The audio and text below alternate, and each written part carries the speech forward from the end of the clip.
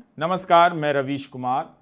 आज हम एक ऐसी खबर पर चर्चा करने जा रहे हैं जो करोड़ों भारतीय परिवारों के भविष्य से जुड़ी है।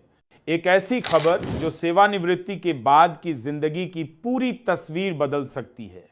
सोशल मीडिया और इंटरनेट पर एक दावा आग की तरह फैल रहा है।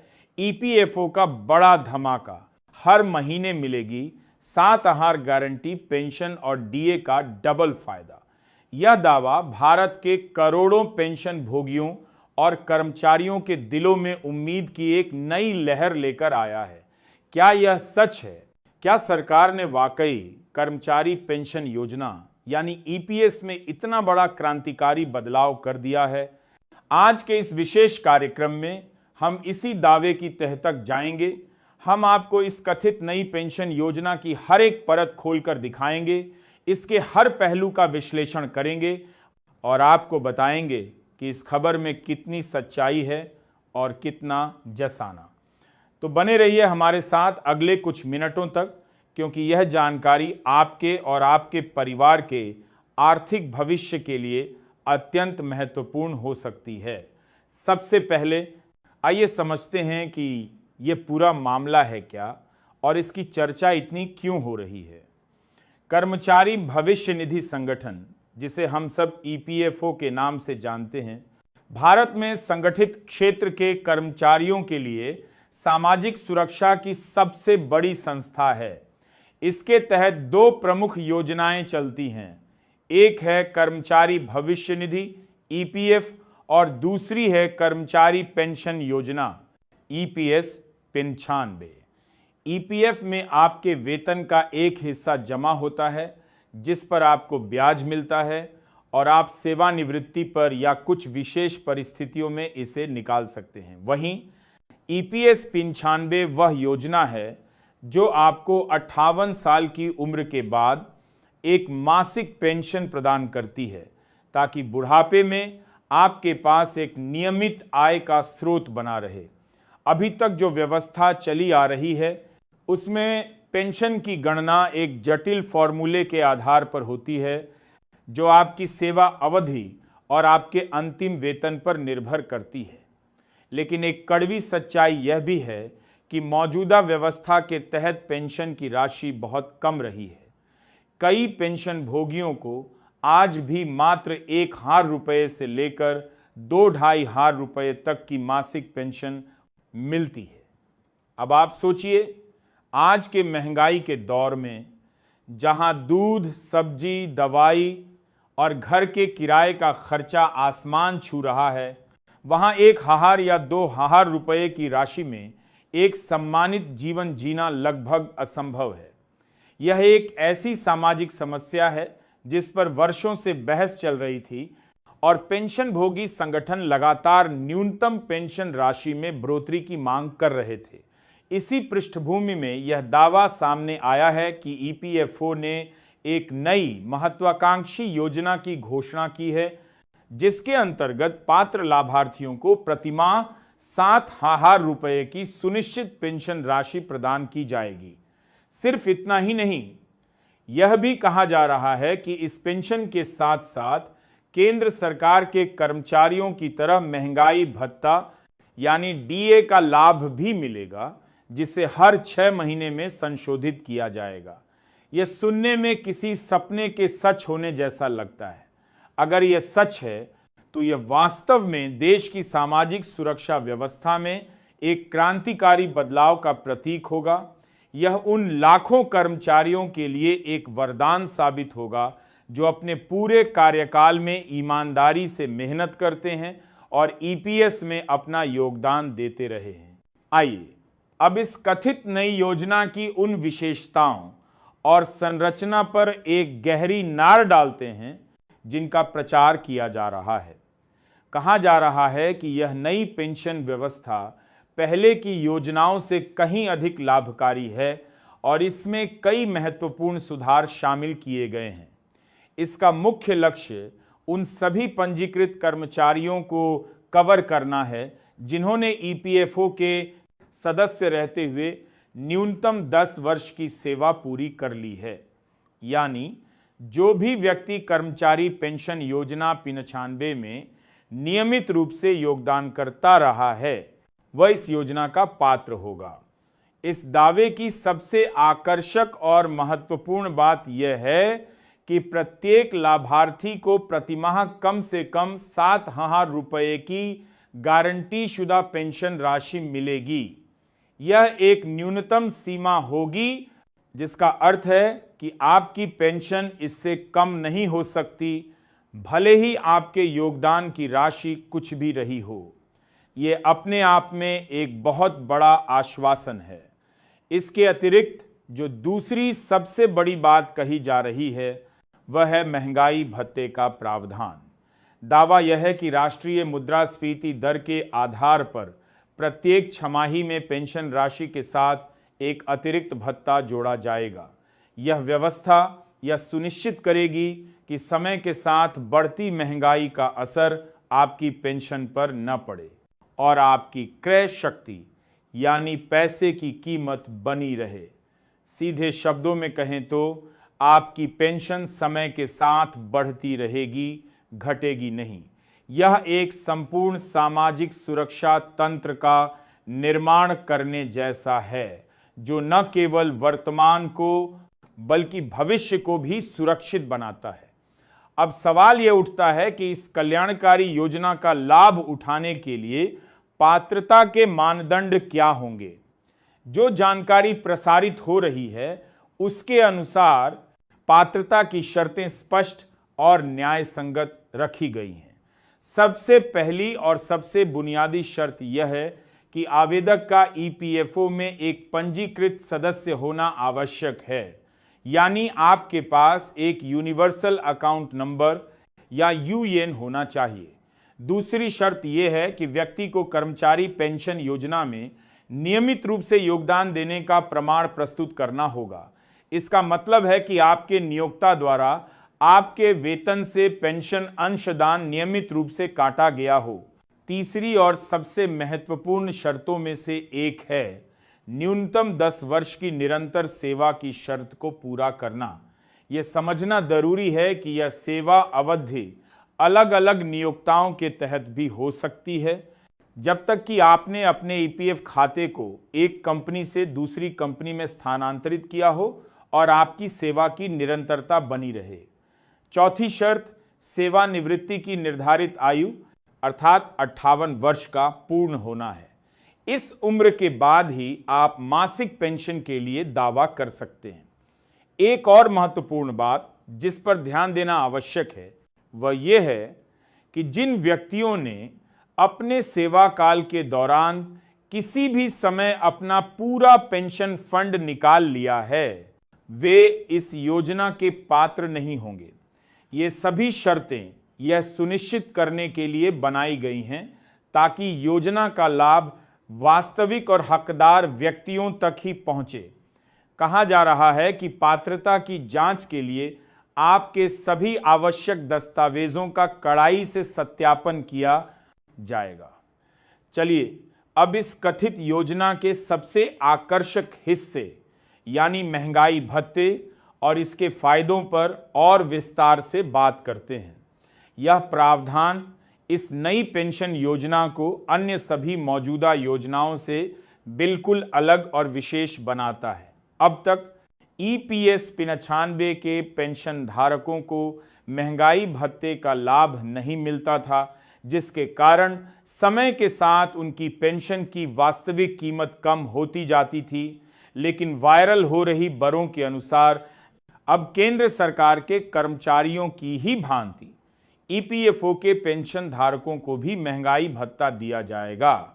इस भत्ते की दर राष्ट्रीय उपभोक्ता मूल्य सूचकांक के आधार पर निर्धारित की जाएगी, जो देश में मुद्रास्फीति की दर को मापता है। हर 6 महीने में यानी साल में 2 बार इस भत्ते की समीक्षा की जाएगी और आवश्यकता के अनुसार इसमें संशोधन किया जाएगा। उदाहरण के लिए, यदि साल के पहले 6 महीनों में महंगाई दर 4% बढ़ती है तो आपकी पेंशन राशि में भी तदनुसार वृद्धि की जाएगी। यह व्यवस्था पेंशन धारकों की आर्थिक स्थिति को मुद्रास्फीति के प्रभाव से सुरक्षित रखने में एक कवच की तरह काम करेगी। यह उस वास्तविक आय की हानि से बचाव करेगा जो बढ़ती कीमतों के कारण होती है। इस प्रकार पेंशन धारकों की आर्थिक स्थिति समय के साथ बेहतर होती रहेगी, न कि स्थिर या घटती रहेगी। यह प्रावधान सेवानिवृत्ति के बाद के लंबे जीवन के लिए एक स्थायी और दीर्घकालिक आर्थिक सुरक्षा प्रदान करने में अत्यंत महत्वपूर्ण साबित हो सकता है। अब बात करते हैं आवेदन प्रक्रिया की। किसी भी सरकारी योजना का लाभ उठाने के लिए उसकी आवेदन प्रक्रिया को समझना बहुत जरूरी होता है। जो जानकारी उपलब्ध कराई जा रही है उसके अनुसार इस लाभकारी योजना के लिए आवेदन प्रक्रिया को अत्यधिक सरल और उपयोगकर्ता अनुकूल बनाया गया है ताकि किसी को भी परेशानी का सामना न करना पड़े। यह पूरी प्रक्रिया डिजिटल और ऑनलाइन होगी। सबसे पहला कदम होगा ईपीएफओ के आधिकारिक वेब पोर्टल पर जाना। वहां आपको अपने यूनिवर्सल अकाउंट नंबर यूएएन और पासवर्ड का उपयोग करके अपने सदस्य खाते में लॉगिन करना होगा। लॉगिन करने के बाद आपको ऑनलाइन सर्विसेज या ऑनलाइन सेवाएं वाले अनुभाग में जाना होगा और वहां पेंशन क्लेम या पेंशन दावा के विकल्प का चयन करना होगा। यहां आप अपनी पेंशन की स्थिति और पात्रता की जांच कर सकते हैं। एक बार जब आप अपनी पात्रता की पुष्टि कर लेते हैं तो आपको ऑनलाइन आवेदन पत्र भरना होगा। इस प्रक्रिया के दौरान आपको कुछ महत्वपूर्ण दस्तावेजों की स्कैन की हुई प्रतियां अपलोड करनी होंगी। इन दस्तावेजों में मुख्य रूप से आपका आधार कार्ड, आपके बैंक खाते का विवरण जिसमें आप अपनी पेंशन प्राप्त करना चाहते हैं, जैसे कि पासबुक के पहले पृष्ठ की प्रति या एक रद्द किया हुआ चेक, आपकी सेवा का प्रमाण पत्र और आपके नियोक्ता द्वारा जारी किया गया कोई अन्य प्रमाण पत्र शामिल हो सकता है। सभी आवश्यक जानकारी ध्यानपूर्वक भरने और सभी दस्तावेज अपलोड करने के बाद आपको आवेदन पत्र को अंतिम रूप से जमा करना होगा। सफल जमा होने पर दान प्राइस भरी आवेदन पत्र को एक रसीद या पावती उत्पन्न होगी जिसे आपको डाउनलोड करके सुरक्षित रख लेना चाहिए। यह रसीद भविष्य में आपके आवेदन की स्थिति को ट्रैक करने के काम आ सकती है। चूंकि यह संपूर्ण प्रक्रिया डिजिटल है, इससे आपके समय और श्रम दोनों की ही भारी बचत होगी। आपको सरकारी दफ्तरों के चक्कर काटने की जरूरत नहीं पड़ेगी। यह भी बताया जा रहा है कि किसी भी प्रकार की तकनीकी समस्या या सहायता के लिए ईपीएफओ की हेल्पलाइन और सहायता केंद्र भी उपलब्ध रहेंगे। आइए अब इस बात पर विचार करें कि यदि यह योजना वास्तविकता में लागू होती है तो इसका सबसे अधिक लाभ किस वर्ग को मिलेगा। निसंदेह इस नई पेंशन योजना से सबसे पहले और सबसे अधिक लाभ उन श्रमिकों को होगा जो निम्न और मध्यम आय वर्ग से संबंधित हैं। कारखानों में काम करने वाले श्रमिक, निर्माण क्षेत्र के कर्मचारी, सफाई कर्मी, सुरक्षा गार्ड, छोटे दुकानों और प्रतिष्ठानों के विक्रेता और सेवा क्षेत्र के अन्य अनगिनत कर्मचारी इसके मुख्य लाभार्थी होंगे। पहले इन वर्गों को मिलने वाली अल्प पेंशन उनकी बुनियादी जरूरतों को पूरा करने में भी असमर्थ थी, जिससे उन्हें वृद्धावस्था में या तो अपने बच्चों पर निर्भर रहना पड़ता था या फिर काम करना जारी रखना पड़ता था। 7,000 रुपये की न्यूनतम गारंटीशुदा राशि और साथ में महंगाई भत्ते का प्रावधान उनकी स्थिति में एक अभूतपूर्व और सकारात्मक सुधार लाएगा। विशेष रूप से महिला कर्मचारियों को इसका और भी अधिक लाभ मिल सकता है, जिन्हें अक्सर पुरुषों की तुलना में कम वेतन पर काम करना पड़ता है और जिनकी सेवानिवृत्ति के बाद की आर्थिक सुरक्षा और भी अधिक अनिश्चित होती है। ग्रामीण क्षेत्रों में काम करने वाले कर्मचारी भी इस योजना से काफी हद तक लाभान्वित होंगे। यह योजना सामाजिक न्याय की दिशा में एक ऐसा महत्वपूर्ण कदम साबित हो सकती है जो श्रमिक समुदाय के कल्याण को राष्ट्रीय प्राथमिकता देती है। यह केवल एक आर्थिक सहायता नहीं, बल्कि करोड़ों मेहनतकश भारतीयों को उनकी वृद्धावस्था में एक गरिमापूर्ण और स्वाभिमानी जीवन जीने का अधिकार देगी। लेकिन दोस्तों, जैसा कि हर सिक्के के दो पहलू होते हैं, किसी भी इतनी बड़ी और महत्वाकांक्षी योजना के क्रियान्वयन में कुछ चुनौतियों का सामना भी करना पड़ सकता है। सबसे बड़ी चुनौती यह होगी कि इस योजना की सही और सटीक जानकारी देश के कोने कोने में हर एक पात्र व्यक्ति तक कैसे पहुंचाई जाए। विशेषकर ग्रामीण और दूर दराज के क्षेत्रों में जहां डिजिटल साक्षरता की कमी है, यह एक गंभीर समस्या हो सकती है। लोग बिचौलियों या धोखाधड़ी करने वालों के चंगुल में भी फंस सकते हैं। इस समस्या के समाधान के लिए ईपीएफओ और सरकार को बड़े पैमाने पर जागरूकता अभियान चलाने होंगे। सामुदायिक सेवा केंद्रों, ग्राम पंचायतों और गैर सरकारी संगठनों के माध्यम से आवेदन प्रक्रिया में सहायता प्रदान की जा सकती है।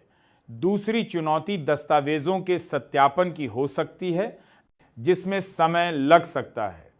हालांकि डिजिटल प्रक्रिया से इसमें तेजी लाने का प्रयास किया जाएगा, फिर भी एक विशाल देश में यह एक जटिल कार्य होगा। एक और महत्वपूर्ण विषय धन के प्रबंधन और आवंटन का हो सकता है। करोड़ों पेंशन भोगियों को हर महीने एक बढ़ी हुई और महंगाई भत्ते के साथ समायोजित पेंशन देने के लिए एक बहुत बड़े कोष की आवश्यकता होगी। सरकार को इसके लिए पर्याप्त बजट का आवंटन करना होगा और यह सुनिश्चित करना होगा कि पेंशन फंड का प्रबंधन पूरी तरह से पारदर्शी और कुशल तरीके से हो। इन सभी चुनौतियों का समाधान एक मजबूत राजनीतिक इच्छा शक्ति, कुशल प्रशासनिक तंत्र और प्रौद्योगिकी के सही उपयोग से ही संभव है। तो अब हम उस सबसे बड़े सवाल पर आते हैं जिसके साथ हमने इस चर्चा की शुरुआत की थी। क्या यह 7,000 गारंटी पेंशन और डीए का डबल फायदा वाली खबर सच है? दोस्तों, हमने इस विषय पर गहन शोध किया, आधिकारिक सरकारी वेबसाइटों को खंगाला और विश्वसनीय मीडिया रिपोर्ट्स का विश्लेषण किया, और जो सच्चाई सामने आई है उसे जानना आपके लिए बहुत जरूरी है। अभी तक कर्मचारी भविष्य निधि संगठन ईपीएफओ या भारत सरकार के किसी भी आधिकारिक मंत्रालय द्वारा ऐसी किसी भी योजना की घोषणा नहीं की गई है जिसमें न्यूनतम पेंशन को बढ़ाकर 7,000 रुपये प्रति माह करने और उसके साथ महंगाई भत्ता जोड़ने की पुष्टि की गई हो। यह सच है कि विभिन्न पेंशन भोगी संगठन और श्रम संघ लंबे समय से न्यूनतम पेंशन को 1,000 रुपये से बढ़ाकर 7,500 रुपये या उससे अधिक करने की मांग कर रहे हैं। इस विषय पर कई बार संसदीय समितियों में चर्चा भी हुई है और सिफारिशें भी दी गई हैं, लेकिन इन सिफारिशों को अभी तक सरकार द्वारा अंतिम रूप से स्वीकार और लागू नहीं किया गया है। इसलिए इंटरनेट और व्हाट्सएप पर जो एक बड़े धमाके या नई घोषित योजना के रूप में प्रसारित की जा रही हैं, वे वर्तमान में भ्रामक और अपुष्ट हैं। यह एक ऐसी मांग है जिस पर विचार चल रहा हो सकता है, लेकिन यह अभी तक एक सरकारी नीति या कानून का रूप नहीं ले पाई है। इसका मतलब ये नहीं है कि भविष्य में ऐसा नहीं हो सकता। सरकार श्रमिकों और पेंशन भोगियों के कल्याण के लिए समय समय पर योजनाओं में सुधार करती रहती है। हो सकता है कि भविष्य में न्यूनतम पेंशन में वृद्धि की जाए, लेकिन जब तक कोई आधिकारिक घोषणा नहीं हो जाती, तब तक हमें ऐसी किसी भी बर पर आंख मूंदकर विश्वास करने से बचना चाहिए। हमारा उद्देश्य आपको डराना नहीं, बल्कि आपको जागरूक करना है। ईपीएफओ या किसी भी सरकारी योजना से संबंधित किसी भी जानकारी के लिए हमेशा और केवल आधिकारिक स्रोतों पर ही भरोसा करें। आप ईपीएफओ की आधिकारिक वेबसाइट www.epfindia.gov इन पर जा सकते हैं या उनके आधिकारिक सोशल मीडिया हैंडल को फॉलो कर सकते हैं। किसी भी योजना के लिए आवेदन करने से पहले वेबसाइट पर दी गई जानकारी और दिशा निर्देशों को ध्यान से पढ़ें। पेंशन संबंधी किसी भी निर्णय या प्रक्रिया के लिए संबंधित विभाग के अधिकारियों से संपर्क करना ही सबसे उचित और सुरक्षित मार्ग है। हम आपसे अनुरोध करते हैं कि केवल प्रामाणिक सरकारी स्रोतों से ही जानकारी प्राप्त करें और किसी भी प्रकार की धोखाधड़ी या ठगी से बचने के लिए सतर्क रहें। अक्सर ऐसे भ्रामक संदेशों का उद्देश्य आपकी व्यक्तिगत जानकारी चुराना या आपसे अवैध रूप से पैसे ऐंठना हो सकता है। अंत में यही है कि यद्यपि एक उच्च और महंगाई संरक्षित पेंशन की आवश्यकता एक गंभीर और वास्तविक मुद्दा है, लेकिन फिलहाल 7,000 रुपये की गारंटीशुदा पेंशन और डीए का लाभ एक सच्चाई नहीं बल्कि एक आकांक्षा है, एक मांग है। यह नवीन पेंशन योजना जिसकी इतनी चर्चा हो रही है, अभी तक केवल एक प्रस्ताव या एक अफवाह के स्तर पर ही मौजूद है। ये एक क्रियान्वित सरकारी योजना नहीं है। यह पहल अगर भविष्य में साकार होती है तो निस्संदेह यह भारतीय श्रमिक समुदाय के कल्याण में एक ऐतिहासिक और मील का पत्थर साबित होगी। यह करोड़ों सामान्य कर्मचारियों के जीवन में खुशहाली लाएगी और उन्हें वृद्धावस्था में वास्तविक आर्थिक सुरक्षा प्रदान करेगी। लेकिन उस दिन के आने तक हमें धैर्य रखना होगा और सही जानकारी के प्रति सजग रहना होगा। यह प्रस्तुति इंटरनेट और विभिन्न मीडिया प्लेटफॉर्मों से एकत्रित की गई जानकारी के विश्लेषण पर आधारित है। हम इस बात की गारंटी नहीं देते कि यह समाचार 100% सत्य है, क्योंकि आधिकारिक पुष्टि अभी तक लंबित है। इसलिए कृपया कोई भी कदम उठाने से पहले सोच समझकर और स्वयं जांच पड़ताल करके ही आगे की प्रक्रिया करें। मिलेंगे फिर एक नए विषय और नई जानकारी के साथ। तब तक आप अपना और अपने परिवार का ख्याल रखें, जागरूक रहें, सुरक्षित रहें। धन्यवाद।